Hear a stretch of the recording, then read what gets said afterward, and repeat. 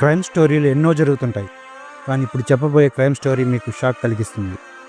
ఓ భర్త తన భార్యను కామవాంఛ తీర్చడానికి బెడ్రూమ్కు రమ్మన్నాడు.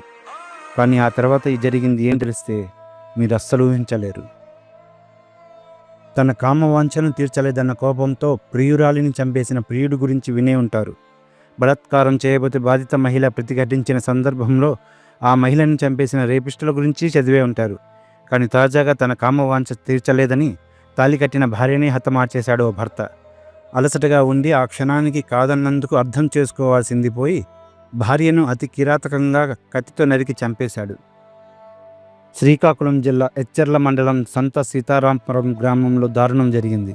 తాళి కట్టిన భార్యను భర్త అతి దారుణంగా కత్తితో నరికి చంపేశాడు. సోమవారం రాత్రి జరిగిన ఈ ఘటన జిల్లాలో తీవ్ర కలకలం రేపింది. సిల్లీ రీజన్తో భార్యను చంపేయడం సంచలనంగా మారింది. సంత సీతారాంపురం గ్రామానికి చెందిన గాలి అప్పలరెడ్డి, నాగమ్మ ఇద్దరు భార్యాభర్తలు. నాగమ్మ, అప్పలరెడ్డి దంపతులు ఇద్దరు కూలీ పనులు చేసుకుంటూ గ్రామంలో జీవనం కొనసాగిస్తున్నారు. వీరికి కుమార్తె, కుమారుడు ఉన్నారు. కుమార్తె 4 ఏళ్ల కిందటే వివాహం చేసుకొని అత్తారింటికి వెళ్ళిపోగా కుమారుడు ఉపాధి నిమిత్తం విశాఖలో తాపీ పని చేసుకుంటూ జీవనం కొనసాగిస్తున్నాడు. సోమవారం ఉదయం ఎప్పటిలాగే అప్పలరెడ్డి, నాగమ్మ భార్యాభర్తలిద్దరూ కలిసి కూలి పనికి వెళ్ళిపోయారు. రాత్రి ఇంటికి చేరుకున్నారు. రాత్రి భోజనం చేసి నిద్రించే సమయంలో తన కామవాంఛ తీర్చాలని భార్య నాగమ్మను బెడ్రూమ్లోకి రమ్మన్నాడు భర్త అప్పలరెడ్డి. అయితే పగలంతా కూలి పని చేసి వచ్చిన భార్య అలసటగా ఉండడంతో భర్తతో కలిసేందుకు ఆసక్తి చూపలేదు. తనకు నిద్ర వస్తుంది, పడుకుంటానని నాగమ్మ తెలిపింది. అయితే అప్పటికే మద్యం మత్తులో ఉన్న భర్త అప్పలరెడ్డి భార్య నో అని చెప్పడంతో ఆగ్రహానికి గురయ్యాడు. భర్త కోరిక తీర్చమంటే కాదంటావా, ఎవరితో అయినా కులుకుతున్నావా అంటూ క్షణికావేశంలో ఇంట్లో ఉన్న కత్తితో నిద్రిస్తున్న భార్యపై దాడి చేసి చంపేశాడు.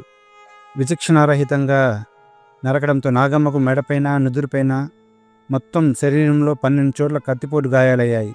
నాగమ్మ పడుకోనున్న చోటే రక్తపు మడుగులో కుప్పకూలిపోయింది. స్థానికుల సమాచారం మేరకు పోలీసులు రంగంలోకి దిగి జరిగిన ఘటనపై కేసు నమోదు చేసి దర్యాప్తు చేస్తున్నారు. ఘటనా స్థలికి క్రూజ్ టీంలు రప్పించి ఆధారాలు సేకరించారు.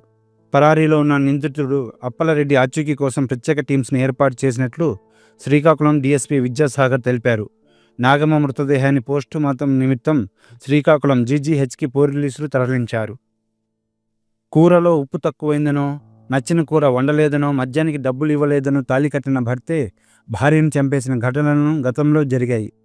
తన కామవాంఛను తీర్చలేదని భార్యను అత్యంత కిరాతకంగా చంపేసిన ఘటన ఇప్పుడు అంతటా చర్చనీయాంశంగా మారింది. పిల్లలకు పెళ్లిళ్ళు చేసి మనవడు, మనవరాలను ఆడిపించుకోవాల్సిన వయసులో ఆ క్షణానికి తన దగ్గరకు రాలేనందుకు ఇంతటి అఘాయిత్యానికి పాల్పడతాడా అంటూ అప్పలరెడ్డి తీరుపై వారి బంధువులు, గ్రామస్తులు మండిపడుతున్నారు.